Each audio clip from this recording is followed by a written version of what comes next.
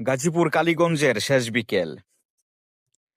মাঠের আইল ধরে একজন কৃষক ধানের জমিতে পানি দেওয়ার জন্য পাইপ বিছিয়ে যাচ্ছে। সূর্য ডুবে যাচ্ছে, তার কাজ শেষ হচ্ছে না।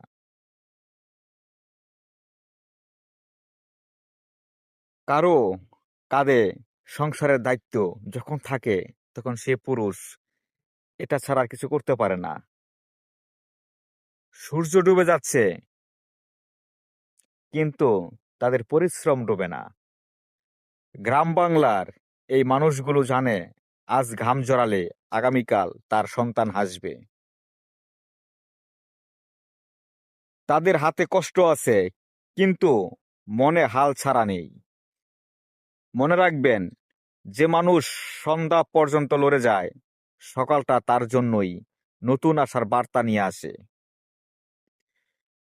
আপনি যদি খেটে খাওয়া মানুষ হন, তাহলে মাথা উঁচু করে চলুন, কারণ আপনার পরিশ্রমী একদিন ইতিহাস লিখবে। সবাই লাইক, কমেন্ট, শেয়ার করে পাশেই থাকবেন।